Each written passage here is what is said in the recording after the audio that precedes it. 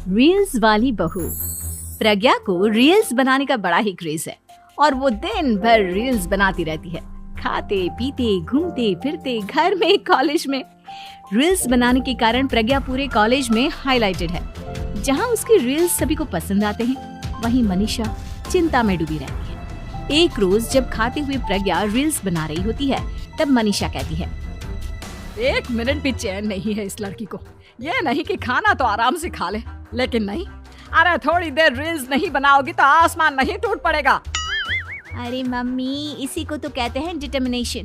तुम नहीं समझोगी ये सब। भगवान, इस लड़की को सद्बुद्धि दे। जब देखो तब टेढ़ा बाका मुंह बनाती रहती है। मनीषा की बात का प्रज्ञा पर जरा भी असर नहीं होता और वो खाते खाते रील्स बनाती रहती है। दिन बीतने लगते हैं और देखते देखते प्रज्ञा का कॉलेज भी खत्म हो जाता है।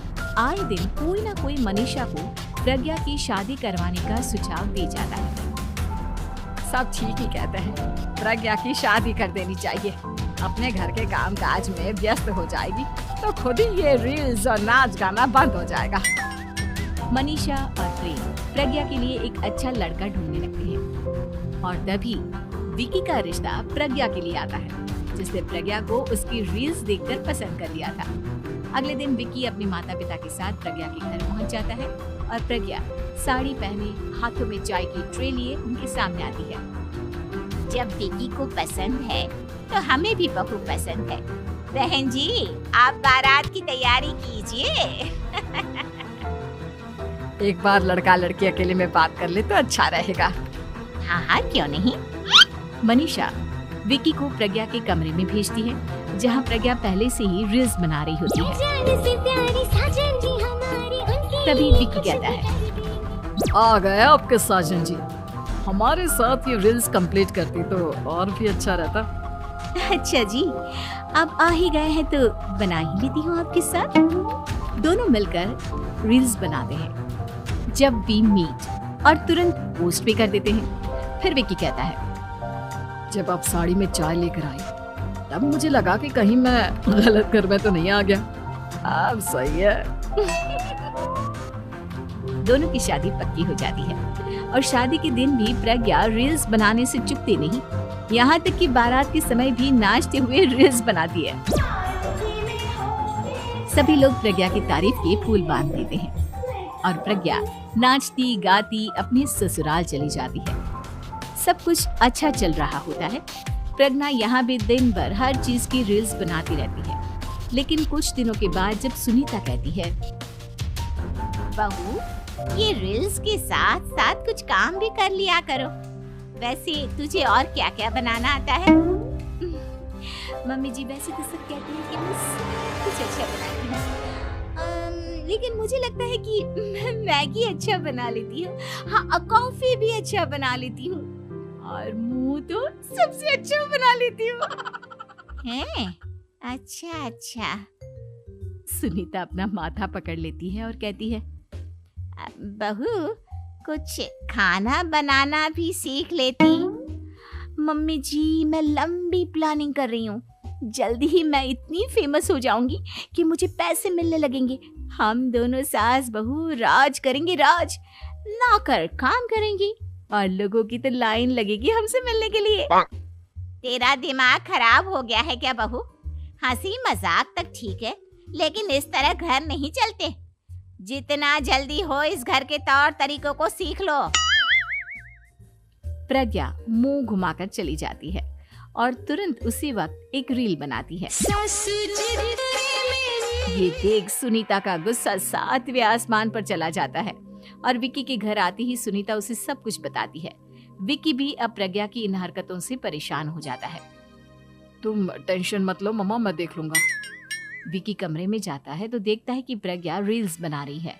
विकी बड़े ही प्यार से प्रज्ञा से कहता है, प्रज्ञा, इन सब के लिए मैं तुम्हें मना नहीं कर रहा हूँ, लेकिन फिर भी हर वक्त तो ये अच्छा नहीं लगता ना। समझने की कोशिश करो, मुझे भी तुम्हारा थोड़ा वक्त चाहिए। मैं जब ऑफिस से आता हूँ तो मुझे समय देने की जगह इसी में लगे रहते हो। तुम ज्यादा ही सोच रहे हो। तुम भी मेरे साथ रील्स बनाओ ना, तुम्हें भी बहुत अच्छा लगेगा।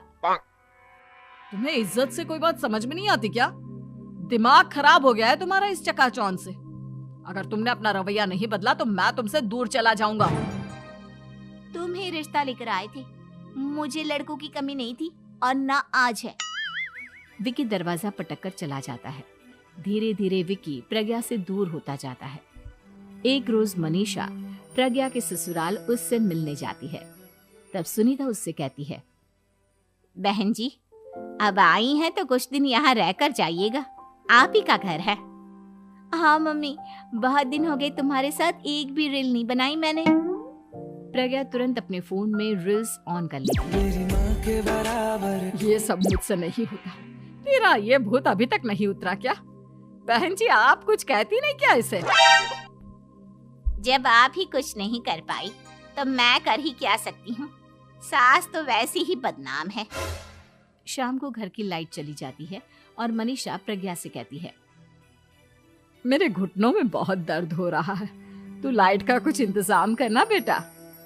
अच्छा, कैंडल जला देती हूँ मम्मा। प्रज्ञा गाते हुए कैंडल जलाती है और खिड़की के पर्दे के पास रख देती है। मनीषा, जिसे बहुत दर्द हो रहा है, वो सो जाती है और प्रज्ञा हमेशा की तरह अपने रील्स में लग जाती है। उधर कैंडल की वजह से पर्दा आग पकड़ लेता है और मनीषा के कमरे में आग लग जाती है। बचाओ, कोई है, बचाओ। सभी भागते हैं और विकी कमरे की आग बुझाने में लग जाता है, लेकिन तब तक मनीषा आधी जल चुकी थी। मनीषा की हालत देख प्रज्ञा रोने लगती है। विकी मनीषा को तुरंत हॉस्पिटल ले जाता है और उसे एडमिट कराता है। विकी प्रज्ञा से कहता है, देख लिया ना, तुम्हारे इस नाच गाने की वजह से आज तुम्हारी माँ की जान जाते जाते रह गई। अब पता नहीं तुम और क्या चाहती हो। उधर डॉक्टर कहते हैं, इनकी हालत बहुत नाजुक है, आधे से ज्यादा जल चुकी है। प्रज्ञा रोती हुई मंदिर में जाती है और भगवान के आगे जाकर कहती है, भगवान, मेरी माँ को ठीक कर दो। मैं कसम खाती हूँ हाथ से ये रील्स बनाना छोड़ दूंगी, बस मुझे मेरी माँ वापस मिल जाए। 2 दिन बीत जाते हैं और मनीषा खतरे से बाहर आ जाती है। पेशेंट अब ठीक है, आप लोग उनसे मिल सकते हो। सब कोई मनीषा से मिलता है और प्रज्ञा सबके सामने अपना फोन तोड़ देती है। मुझे माफ कर दो मम्मा, मैंने तुम लोगों की बातों को नजरअंदाज किया।